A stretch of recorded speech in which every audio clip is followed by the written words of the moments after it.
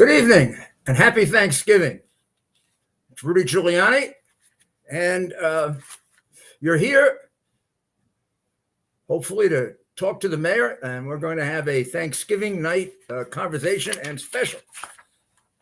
I hope all of you have already had your turkey dinner, although I did note here, and I don't know how accurate this is, that this Thanksgiving, apparently, I think this must be wrong, but it says more people ordered pizza for their Thanksgiving dinners than turkey because turkey has become so expensive. Now, I just don't believe that, but I do believe a lot of people did. And I think maybe we should name this Biden's Pizza Thanksgiving. And maybe the Thanksgiving declaration that he sent out isn't worth the paper it's written on because basically he's put our country in bankruptcy. A lot of people suffering out there this Thanksgiving that weren't suffering before we made the mistake of electing this guy. Our economy is, he doesn't seem to realize it. First, he didn't recognize that there was inflation. Then he said it would just be temporary. And then when it was temporary, he said, some brilliant Democrat commentator recently said that they just learned the definition. We just learned now the definition of inflation. I don't know. I kind of learned it when I was in grammar school. I think you probably did too. If anybody lived during the Carter years, you sure knew what inflation was. It's what elected Ronald Reagan. It's what he fixed for generations until this guy came along and spent us into oblivion with three bills that every Democrat just about voted for.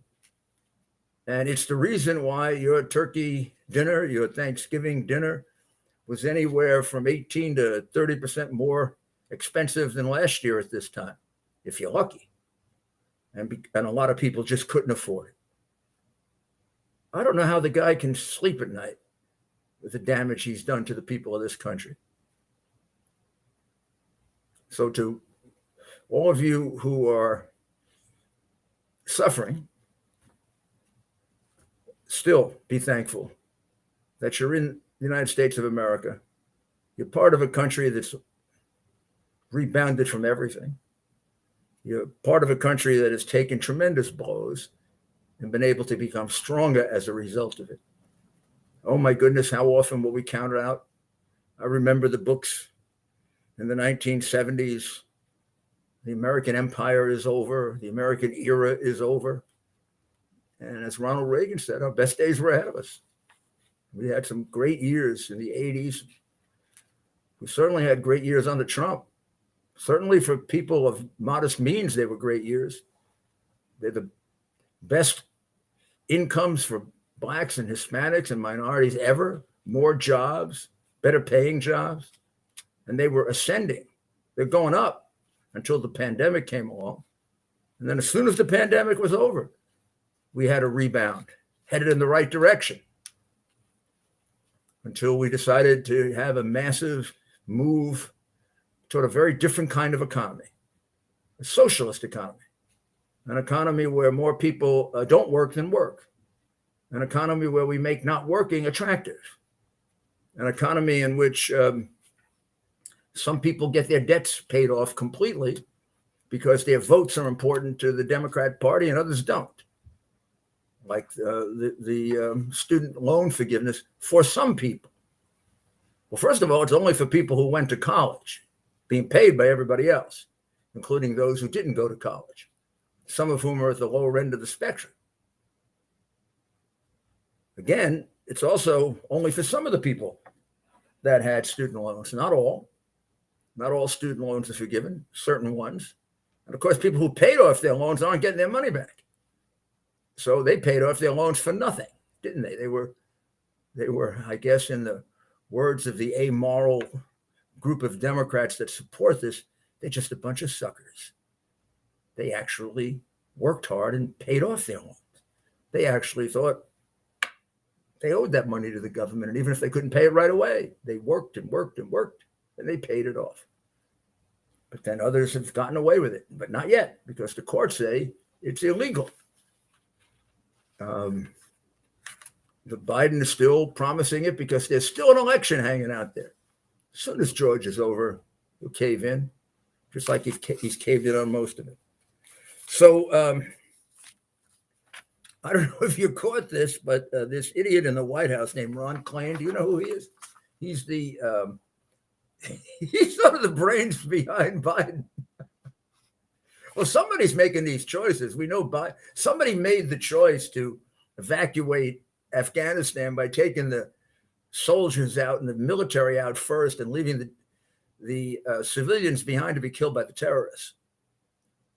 Now, if Biden is as incompetent and senile as he appears, then Ron Klain is the idiot who made that decision, or whatever he is, because it was a horrendous, inhumane, irrational, ignorant, stupid, and if we're done purposely, traitorous decision. It got to be this jerk, right?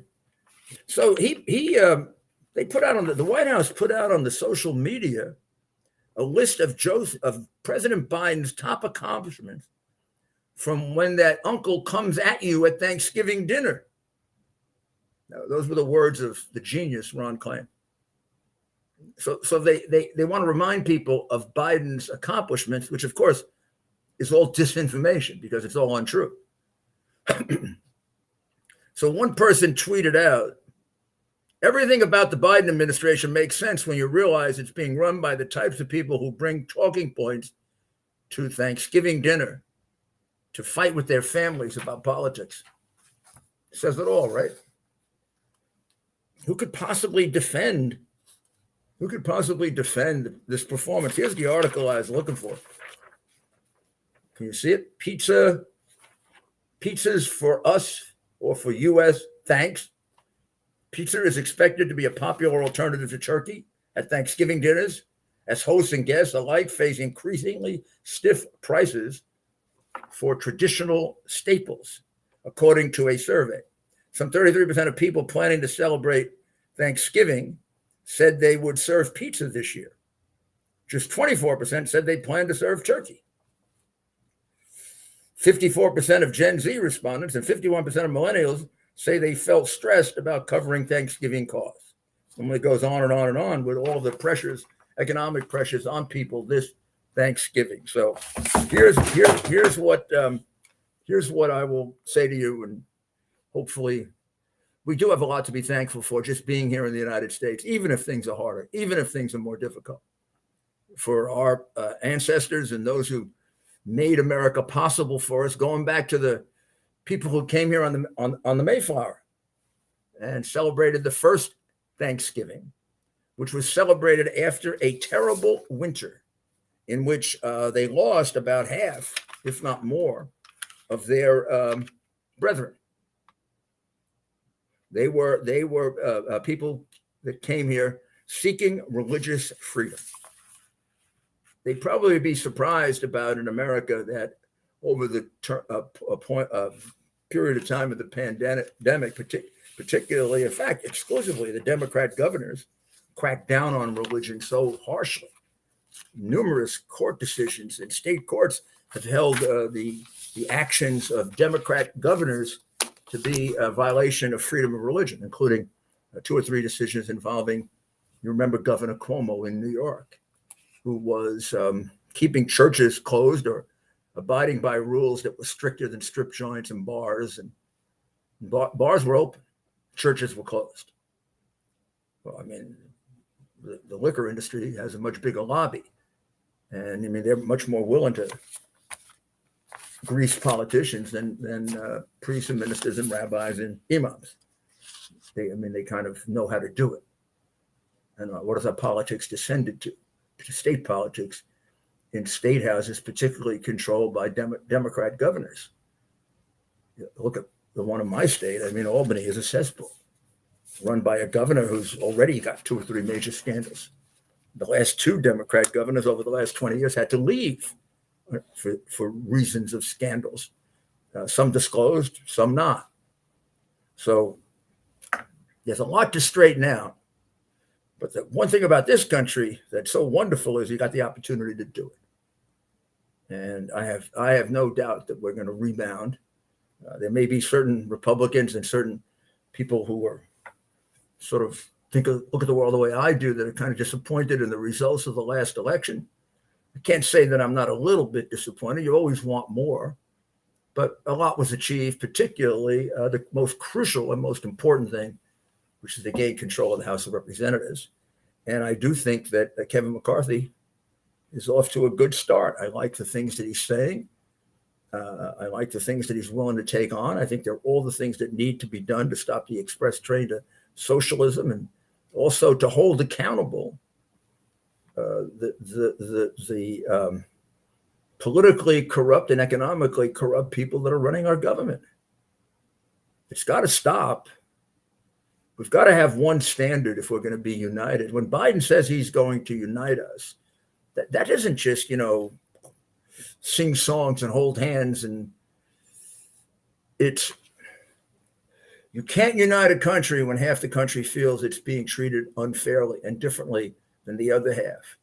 When the homes of Republicans who support Donald Trump are raided for specious reasons at best, political reasons for sure, and Hunter Biden is completely scot-free, and President Biden, who is the big guy, who got all this money from our biggest enemy, China, and has done big favors for China, and they go scot-free.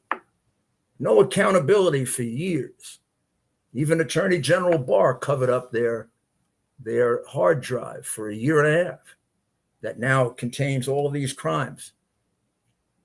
When you have a double standard, you can't be united. You can't treat one group of people, to treat them in a way in which the letter of the law is extended, and the minor infractions are treated as capital offenses with stormtroopers coming to their house early in the morning, and major crimes at the highest level of government committed by Democrats are ignored. All that does is divide people, and it will, and for good reason.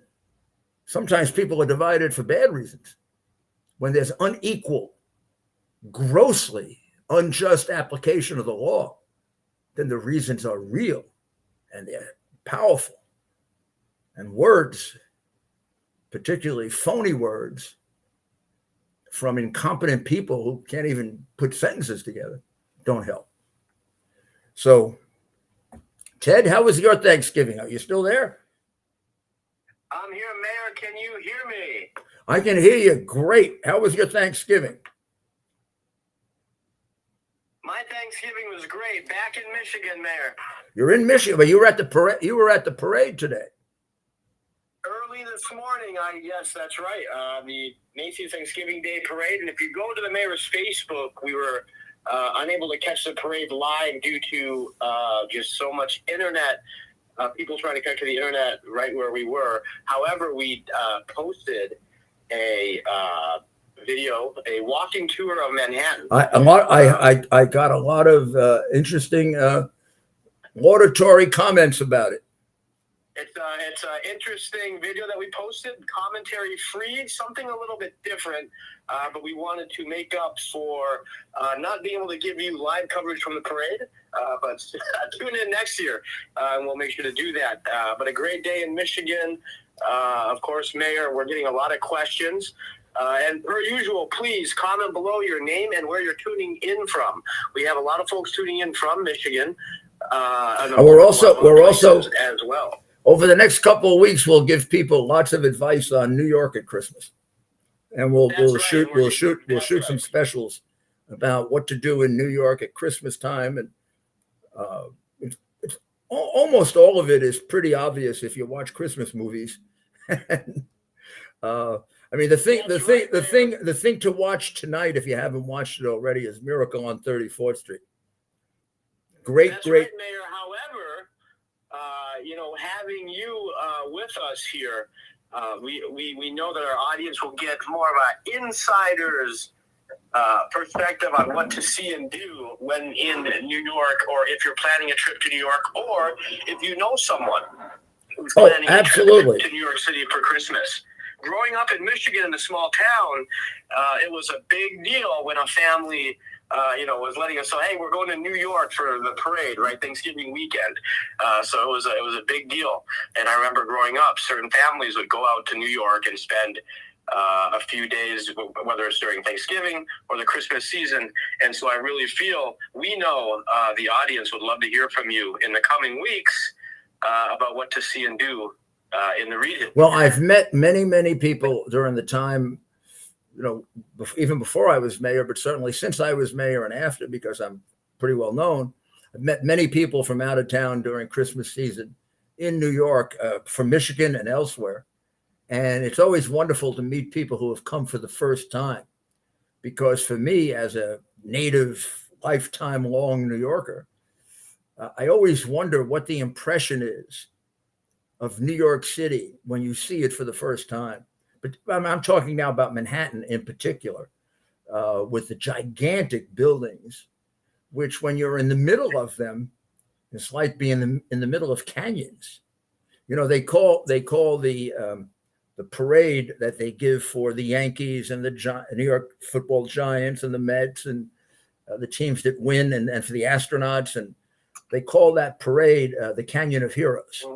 Hey, Mayor, is that 6th Avenue or 5th Avenue? No, that's way downtown. That's in the Battery. That's in original New York, the New York that existed before the mid 19th century.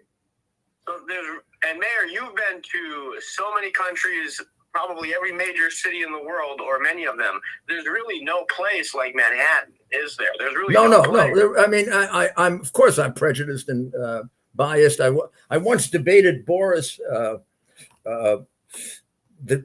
Boris Johnson when he was the mayor of London about which was a better city, London or New York, and I think I won the debate, particularly with the last point that I made.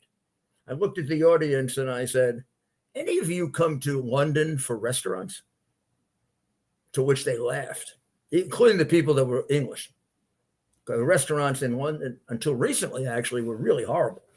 They've improved in the last 20 years, but mainly by bringing in French and Italian chefs.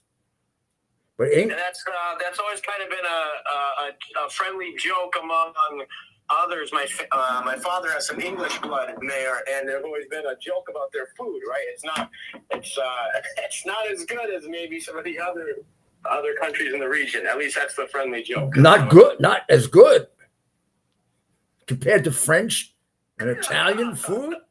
Yeah, just think of all the English restaurants there are in New York. Oh, I'm going to go to a traditional English restaurant. What are you going to have? Stale bread. What are you going to have? Completely neutral, called neutral soup. What does that mean, neutral soup? It has no taste. Now, I tell you what, would you rather go to an Italian restaurant where we could where we can have lasagna, or we can have we could have a beautiful pasta dinner, or would you go to a French restaurant, or even Chinese, or those are the ones, Greek restaurant, but they just don't have English restaurants in New York. So people are asking, Mayor, what was on your Thanksgiving dinner plate this year? Absolutely traditional. Turkey, cranberry sauce, stuffing. Let's see. Some kind of potato dish? Oh, mashed potatoes, sweet potatoes. I'm missing something. I mean, I got very full. I ate before my radio show. Almost fell asleep during my radio show. I hope the audience wasn't upset. Well, that's impressive. I mean, you're working hard on Thanksgiving after a big Thanksgiving dinner. We all know how that goes, and that tends to make us sleepy. But you did an hour on the radio, and now you're doing an hour live stream. And I was disappointed by the New York football Giants losing to the Dallas Cowboys. Oh, Well, Can't you'd be do that. happy to know that the Giants did. They covered the spread. Well, that'll make the Giants, the betting Giants fans happy. I once had to explain that when the Giants were in their first Super Bowl in 1986. I just happened to spend a week in the NFL hotel that week, and I was on radio and television a lot. I was U.S. attorney then, and I was taking care of my son Andrew because he got very sick, and my wife had to work all week on television, so I had to stay there and take care of him. And I ended up in the NFL hotel. And when my son got better, I had the wives of all the players take care of Andrew, and I went on radio. And the people in Denver just had no idea of how dedicated the Giant fans were. But then I had to explain to them not to get confused if the Giants fans start applauding at strange times when the Giants are covering the spread. The Giants were supposed to win by 9. I think they won by 19. So when the Giants got to they were already up, the biggest applause was not when the Giants went ahead, but when they covered the spread at 9 points. Other fans kind of cheer when the team wins. The Giants fans walk out unhappy when they don't cover the spread, even if they won. New York is heavy gamblers. It's unfortunate. And it's unfortunate that the mayor is going to encourage gambling even more with casinos. And it isn't a good thing to encourage. I'm not a big moralist about gambling, but I just don't think it's a great thing to encourage. Nor do I think smoking marijuana is a great thing to encourage. You're basically New York City is now setting up its economy rather than on a basis of the fashion industry or finance or the best place for law firms. It's now going to be, a casino capital and a marijuana capital. So we're going to make our money off vice instead of making our money off productive enterprises that are healthy for the economy. Also, by and large, the history of casinos has been a big con job to the states that put them up. They can make the states rich. The only place that really makes money off casinos was Las Vegas. And they've gone through bad times as well as good. But, I remember when New Jersey was going to become rich with casinos. You go to Atlantic City, you don't want to walk off the boardwalk. The city is a disaster. And it's done nothing for the state of New Jersey, except make it dependent on gambling, which is Connecticut was going to become super wealthy, no taxes in Connecticut when they put up the casinos. Now it's one of the highest tax states in the country. And our idiots are just going to follow in that. The lack of wisdom in the people that run these northeastern states could fill a book. And the lack of decency is even worse. But maybe I'm too old-fashioned. Just don't think you should build your economy on gambling and drugs. And Mayor, you bring up gambling in New York City. Going back to, I want to say maybe the 70s and 80s, you were a prosecutor in town. Did you handle any of the college basketball? No, that was actually cleaned up by the time that goes back to either before I was born or when I was a child. The point shaving scandals and it ruined college basketball in New York. New York was a great college basketball. It was the center, wasn't it? The center. Sure. In fact, CCNY, which is a city school, was one of the really good basketball teams. Fordham and Manhattan and St. John's remained a good basketball team for a long time after, but most of them became just good. Never really. Well, there was a time, right? Those were the premier schools in basketball before the Kansas and the Kentucky. Yeah, but they were at the core. But those schools were at the core of the point shaving scandals of the 1940s and 1950s. The person who was the chief whistleblower, Julius Kellogg, went to Manhattan College, the college that I went to. He was a great basketball player, and he finally had enough of it, and he gave evidence against the mafia people who were running it, and Well, Julius Kellis had his legs broken and was in a wheelchair for the rest of his life. He used to come to the college a lot to give talks, and he was a real hero to all of us because he was, the one who helped to break it up and break up the mob's hold on college basketball. But so, I mean, I have a different perspective and background, and maybe I'm too strict about it, but I get very, very nervous when gambling becomes too organized. I just, and when I go to Las Vegas or any of the places with all those people sitting at the machines and like they won't leave the machines and they're just thinking they're going to get rich, and just worries the hell out of me. Well, thanks for joining us. America's Mayor Live, a special Thanksgiving night edition, post-Thanksgiving dinner. Mayor, we're getting some questions here. Okay, so do you have any, so your memories from Thanksgiving past growing up, Mayor, did you have a situation where a lot of people, including me growing up, the kids had a different table? Yeah, we did. Not all the time. Not all. It depended on whose home it was in and whether the dining room table was big enough. But we did have occasions in which the children sat at a smaller table because the adults, there were just too many adults and the dining room table wasn't big enough. And did you carry that tradition when you had your one time when I had Thanksgiving dinner at my house, we had so many people that we had the children at two separate tables, come to think of it. But most of the time we tried hard to have it all at one table. I mean, I think it's nicer that way. And it's nice for the children to be included because it's a great memory. It's a great memory for them.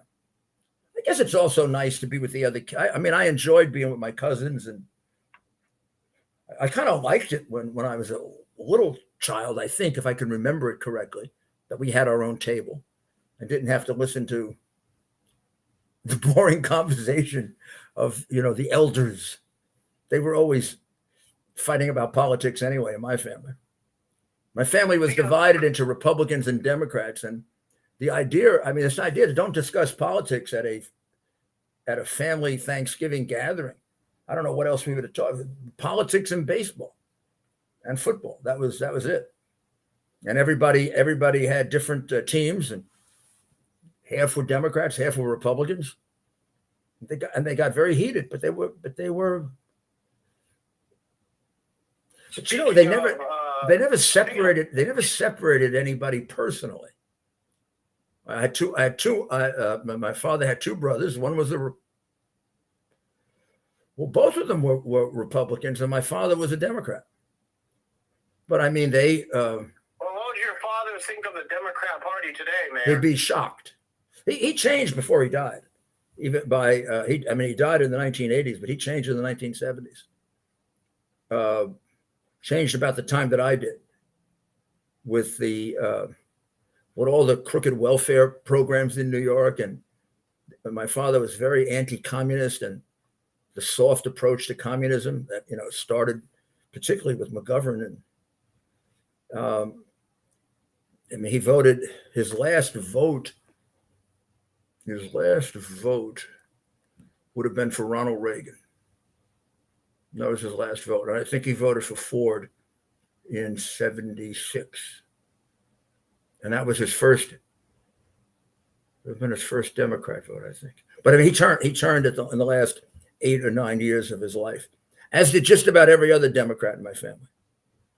And if they didn't change by the '70s, they changed by the time Reagan was president. They would all have been described as Reagan Democrats, I think. Here's a New York specific question from someone, and I'm not sure if this is true, Mayor. Why are ferrets not allowed as pets in New York City? Is that true? And if so, it is true. It is true. And it was a bane of my existence when I was the mayor, because ferret lovers would drive me crazy. And it wasn't even my idea. It was my commissioner of health, our health department in New York City has came to the conclusion that ferrets were dangerous because they attacked infant babies and mothers who were lactating. They're drawn to milk, and they have teeth, and they are they're wild animals.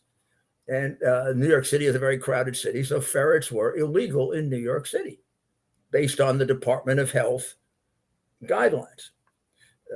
It's one thing to have all kinds of animals in the rural area or even suburban area, but when you live in 400 people in an apartment building, having wild animals isn't a good idea, particularly ones that prey on children. So I used to have these ferret people that would run after me all the time. And one time they frightened the hell out of my child. I was walking home from the barber with Caroline, and I had her on my shoulders. And this guy had his ferret on his shoulder. He ran up to me and he started yelling at me because I hated ferrets. Well, I didn't hate ferrets. This was my the experts who ran my Department of Health told me they were dangerous. Tell me something. There's a passionate community of ferret pet owners, is what you're saying. Well, they should have convinced my Department of Health that ferrets were safe. But people who had, college degrees and medical degrees and PhDs, and my Department of Health was probably better than the CDC. I mean, it was. I mean, we picked up West Nile virus, and we fought with them for 2 weeks over it. They didn't believe that West Nile virus could be in the Western Hemisphere. And my people said, it's West Nile virus because we worked in Africa and we've seen this. And they said no, and I began treating it before the CDC recognized it. I even began spraying for it before the CDC, and the federal government threatened to sue me until they got really embarrassed because I was right and they were wrong. And we're getting one question from a few folks. Never had, a lot of people went into the pandemic with this great respect for the CDC and all that. I found that they were mostly wrong. I had much more confidence in my own Department of Health than I did the CDC. I thought they were about as wrong as any Washington bureaucrats, whether it's they try to regulate business or they try to regulate health, or they don't know. They basically live in an ivory tower. I mean, the whole pandemic thing was run by academicians and bureaucrats, not by practicing doctors. Speaking of the pandemic, Mayor, we're getting this question. The new documentary relating to the vaccine called Died Suddenly. Have you seen it? And if not, do you plan on watching that? Well, I have not seen it, and so I can't say I plan on watching it. If I think it's a good documentary, then I'll obviously watch it. I'm very, very interested. Comment below if you've seen the documentary Died Suddenly. Comment below and let us know your thoughts. Yeah. I mean, I'd be very interested in knowing about it, and with having Dr.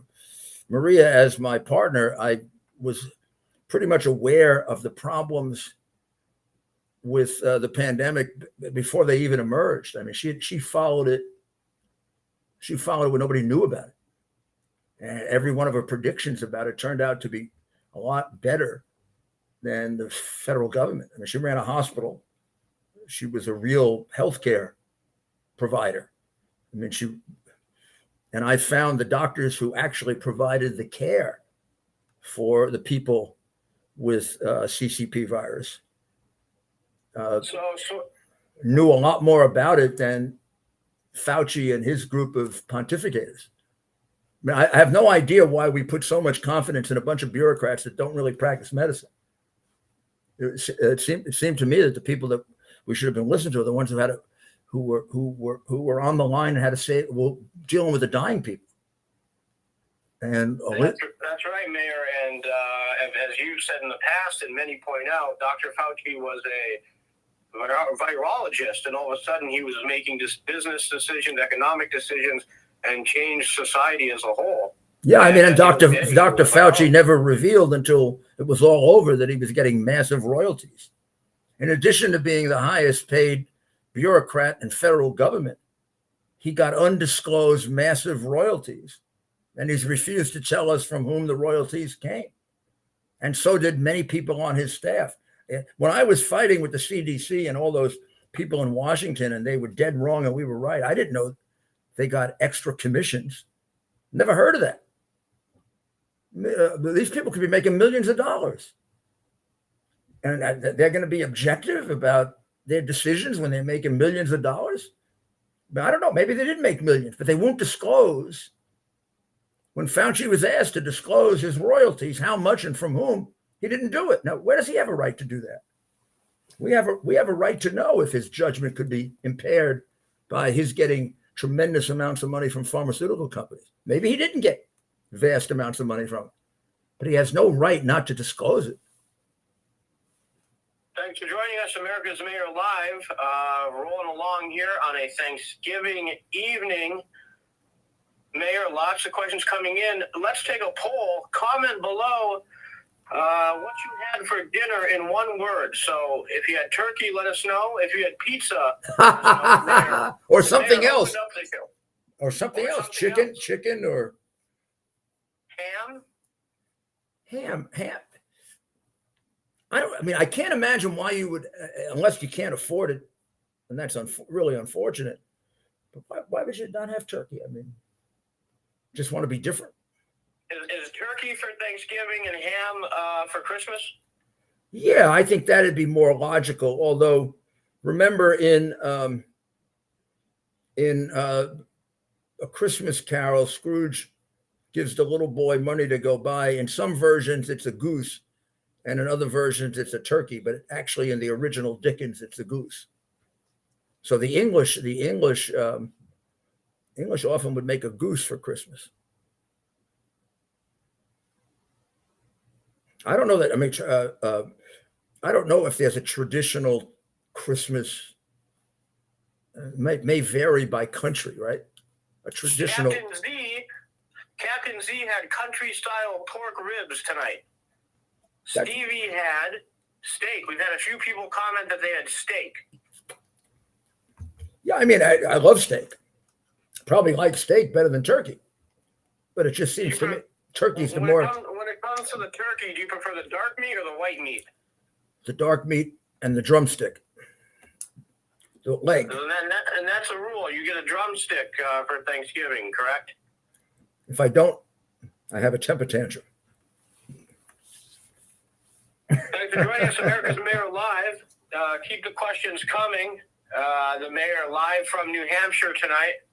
We've had a number of people comment that they've had spaghetti today. So maybe some fellow Italian Americans. Well, that used to be very traditional in my family to have a pasta dish and then turkey at Thanksgiving. Then at Christmas, a turkey, maybe a ham, maybe something else. I can't remember, but other things. But definitely, I don't think we ever had a holiday dinner without some kind of pasta. And at risk of offending a family member, is there any dish that you'd avoid throughout the years, Mayor? You know, sometimes, there's like the marshmallow pistachio salad, or some people are, is there anything that you're just not necessarily into that seems to show up? Well, I didn't used to like stuffing, but I over the last, when I was younger, I didn't like stuffing. I would avoid it. And everybody would notice it, that I avoided it. And then I started eating it and loved it. But no, there are very few things I don't eat. Is gravy a must when you're having your turkey? No. I don't like gravy on most things.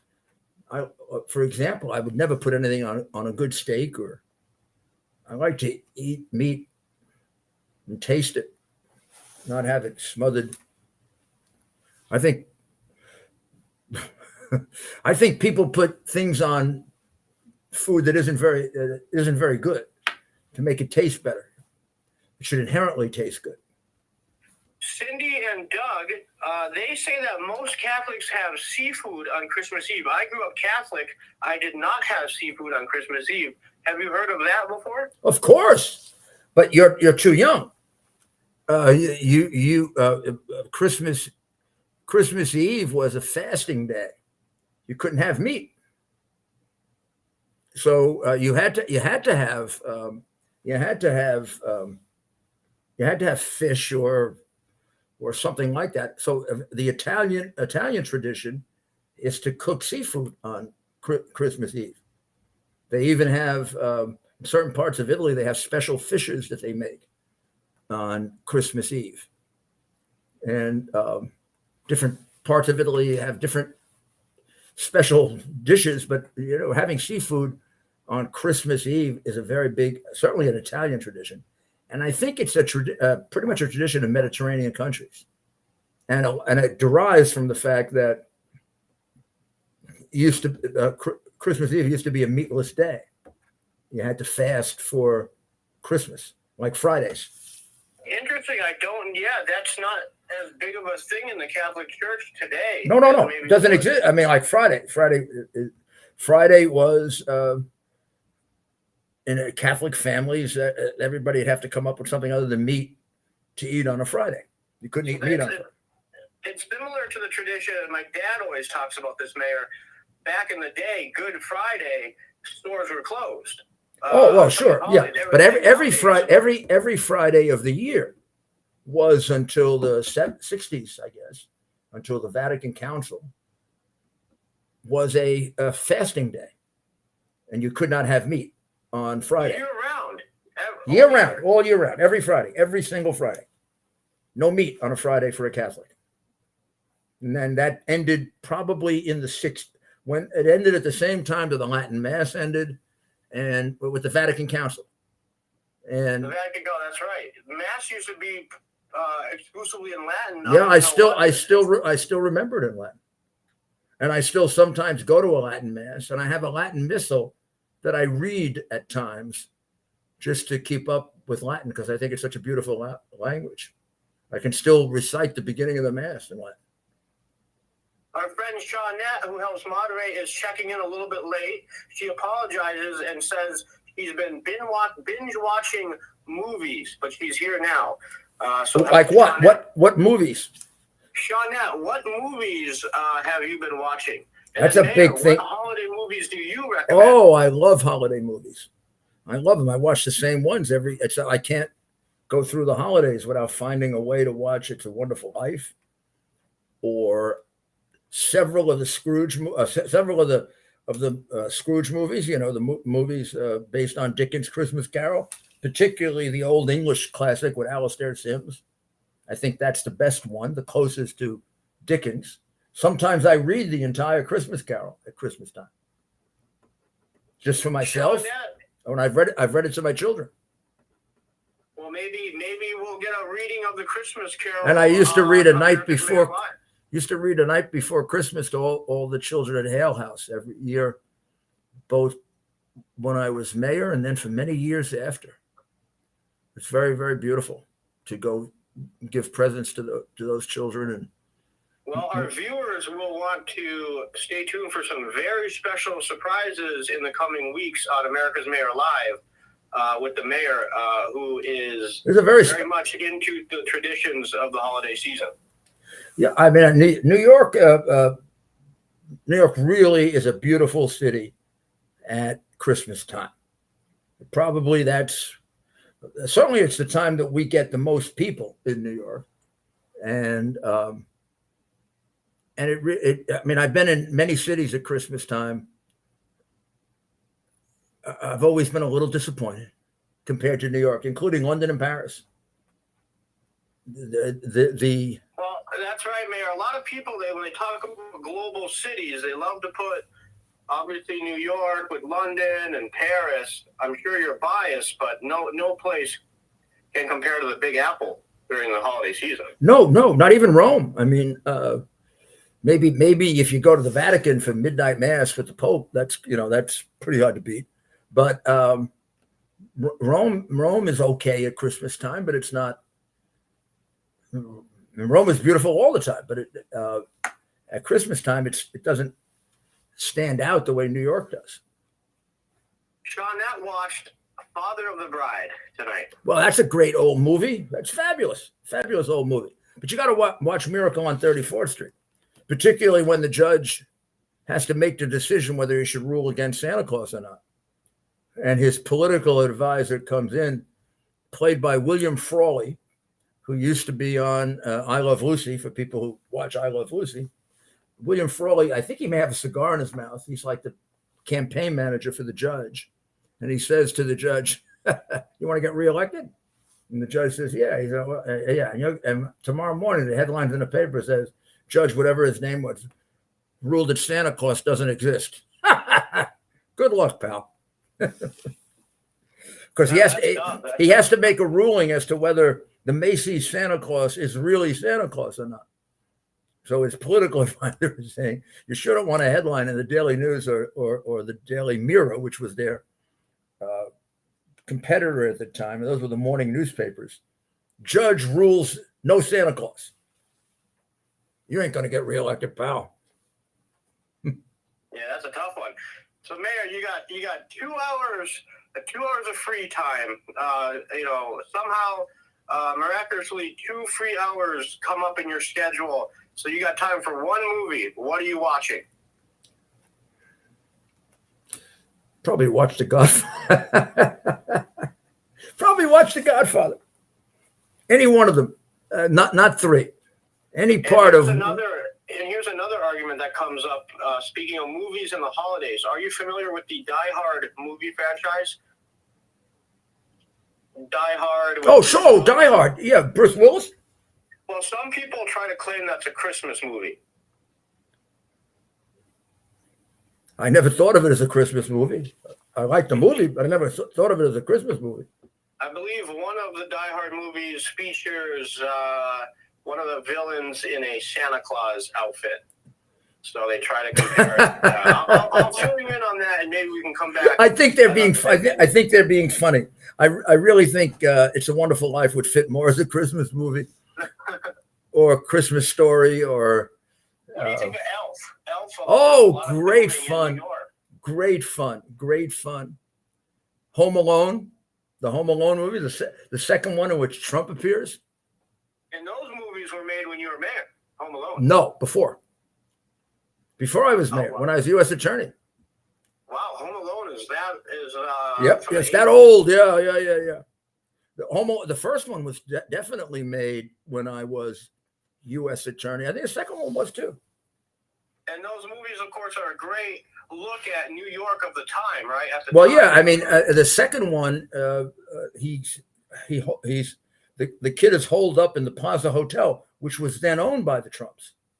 It was owned by Donald and Ivana. And the kid is running through the lobby, and there's Mr. Trump. And believe it or not, in several versions recently, they took Trump out. Now that's ridiculous. Wow. That's totally ridiculous, and it gives you an idea. That surprises your audience, though. I don't think it surprises any of us. No, I mean, it gives you an idea how sick the hatred of Trump has become, or was, or is, and how it reflects more on the people who possess it than it does on Donald Trump. Well, of course, and some of that's even extended to you, Mayor. I guarantee, I know this for a fact, that some of the folks that criticize you publicly in private, they have nothing but great things to say about you and the work you've done here in New York City. So, I mean, I have any number of people in New York City that come up to me and say, you used to be a great person until you started defending Trump. And I said, since when is someone not entitled to a defense? My God, terrorists are entitled to a defense. I prosecuted Nazi murderers who were entitled to a defense. And you're going to condemn me because I defended. And by the way, have you ever figured out that what I defended him about, he was innocent of? I defended him for the Russian collusion allegation, which is completely untrue and completely contrived and paid for by Hillary Clinton. I was defending an innocent man. But they can't, their hatred is so great, they can't calculate all those things I just said. They can't calculate that the people talking to them about January 6th and blowing it out of all proportion are the same people that lied to them about Russian collusion. Exact same people, like Swalwell and Shifty Schiff and The same people. The same people that lied, have misled and lied to the American people and been caught at it are the same ones that are feeding that. And you try to nail down these people. You follow up with any sort of question, and they just, they can't really articulate their hatred and where it comes from. And look what they look what they justified: hiding the hard drive. All those intelligence officials writing that letter, 51 of them, saying that the computer and the hard drive had indicia of Russian disinformation.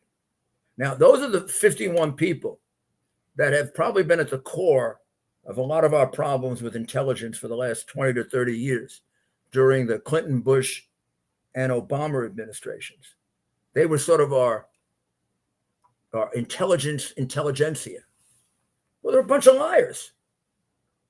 There was no indicia of Russian disinformation about the hard drive. And by the way, the best indication there was none is they never cited any. I mean, the American public swallowed that, and nobody bothered to ask, not a single enterprising journalist, because they're a bunch of crooks and liars. Give us one example of an indicia of Russian disinformation. Like, was it written in Russian? Do you have evidence that it came from Russia? Do you have evidence that John Mac Isaac doesn't exist? Did you look at the signatures on the contracts? Are they Hunter Biden signatures?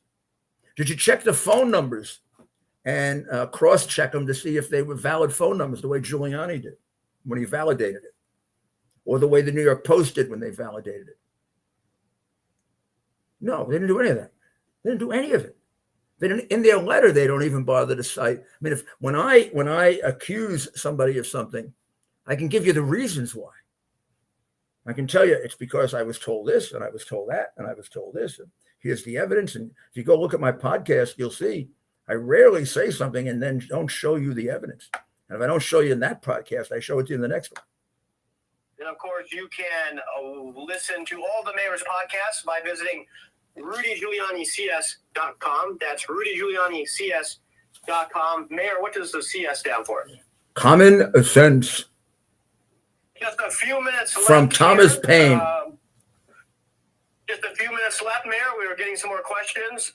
And of course, stick with us and you'll continue to get all the information you need on the Hunter Biden story. And this is something that's not going away. But maybe we'll get back to some fun questions we're getting. This is an important one, Mayor. Who is a better actor, Al Pacino or Robert De Niro?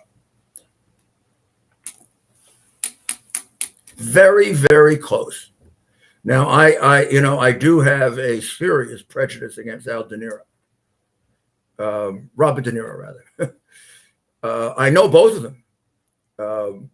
Al Pacino spent a day with me, actually 2 days with me, when he did the movie City Hall, to see how a mayor acts. And I liked him very much.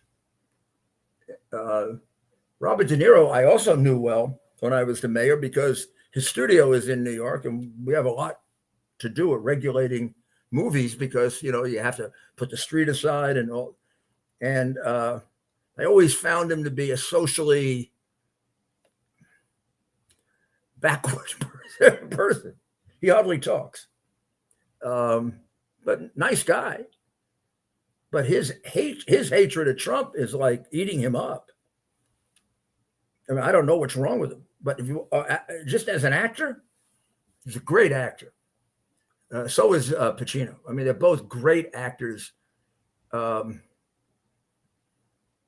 It's hard to say. I don't know. I like both of them very, very much. I think De Niro has the capacity to be a comedian, which I think is harder than being an actor. I think being a comedian and making people. Why is that? Why is that harder? Because it's a very. You can hold a comedian very accountable. People don't laugh, you're not very good, right? Sometimes it's hard to evaluate people, right? It's hard to evaluate who's good, who's bad. I mean, it becomes somewhat subjective. It's not subjective with a comedian. Go into a movie theater. If nobody's laughing, the guy's a lousy comedian. If everybody's laughing, the guy's a great comedian. So there's something definitive that happens that creates accountability, right? It's like an athlete. If you can't hit the ball, you're not going to be a great athlete. You can't pretend to be a great hitter. You got to go do it. You can pretend to be a lot of great things. A lot of politicians spend their whole lives pretending. Biden's life is a whole life of pretense. The guy is, a guy left back in the third grade who cheated his way through law school, cheated the first time he ran for president, got caught. Sam Donaldson said he was finished. He should have been. Took money from the time he was a young senator, used his family as bagmen, and took millions in bribes. And he's fooled the American people. Become president. It's astounding. I mean, somebody's going to write that book someday. How does a guy fool all of the people all of the time? And now he's fooling everybody. He doesn't know who the hell he is. And he walks around in a daze most of the time. And he's the president of the United States of America. And to get someone to stand up and do something about it, we don't have anybody that has the courage to do anything about it. Like, get him out on the 25th Amendment. What are we doing with a president that doesn't have a complete brain? I mean, that isn't dangerous. I don't know what's happened to us, but that's astounding. We elect him by hiding an avalanche of information that he's a lifetime criminal. And now he's elected and he doesn't know he's in Cambodia. He thinks he's in Colombia. Or he thinks the head of Cambodia is the head of Colombia. Anybody ever tell him, the guy that's head of Colombia is Hispanic and the guy you're looking at is Asian. And then he gets it wrong twice. Or twice he says that his son died in Iraq. I mean, it's tragic that his son died, but his son died in a hospital in Delaware. And he got it wrong one week. I would think you'd feel really bad when you got that wrong. And then a week later, he says the same thing. So tell me he isn't demented. But nobody will say it. I mean, they're afraid to say it. Just like I was the only one, just about, it felt like I was the only one who was willing to say he was a crook when he was running and put out the evidence. I put it out all over the place. If people would go back and have a look at my podcast, they would see I laid it all out before I had the hard drive. Now, I found out a lot more. He's a much bigger crook than I laid out. It went on for a much longer time than I realized, and it was much more provable. But I began warning people that he was crooked in 2019. So, and I did it because it was to defend my client, because they were doing in Ukraine what they falsely claimed Trump was doing in Russia. They were colluding with the Ukrainian government to get false information about Donald Trump and his family in order to stop him from being president of the United States. And Biden was part of that also. Not a major part, but he was part of it. Then it turns out that Biden had a side business in Ukraine. That's why he went there 14 times, shaking down the Ukrainian government and taking money from the biggest crook in the Ukraine, Mykola Zlochevsky. The employer of Hunter Biden should tell you the whole story. The employer of Hunter Biden is a major oligarch and major member of Russian/Ukrainian organized crime. He's a Ukrainian who favors Russia and a massive crook who gave himself those properties when he was a government minister. When he left being a government minister, all of a sudden his 50% partner died in an accident, and he was worth $30 or $40 billion, and he ran away with it and wanted to keep the company, and he needed somebody that could bribe the president so that he could keep the company. And that's why he was paying Joe Biden's son, not because Joe Biden's son, at that point, degenerate drug addict,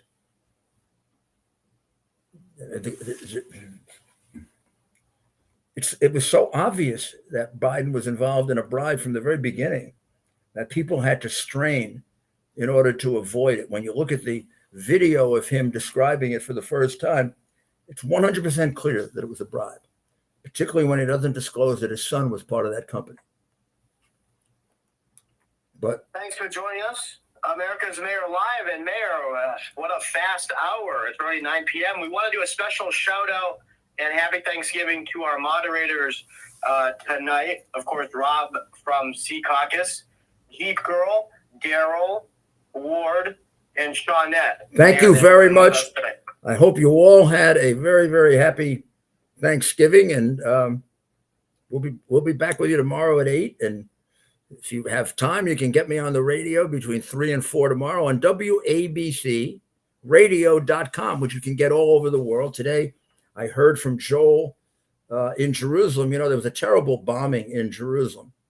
And every time there is, I think of the time that I went to Jerusalem after the bus was bombed and rode the bus the first time it was put back into service by Mayor Olmert with him.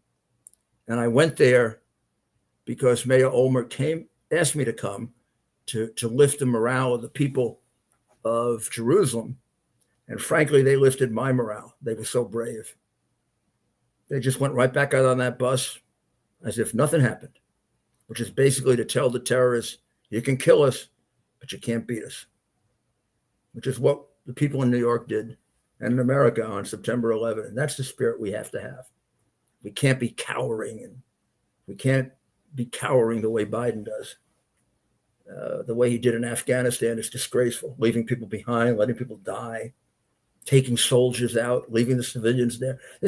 People are still being killed by the $85 billion worth of arms that he left behind in the hands of terrorists. What do you think the terrorists were going to do with them? Burn them? Well, we got plenty more to talk about tomorrow, and you got plenty more to tell me. So we'll be back with you tomorrow night, and I hope you all had a wonderful, wonderful Thanksgiving, and I hope you're all digesting in a healthy way. God bless you, and God bless America.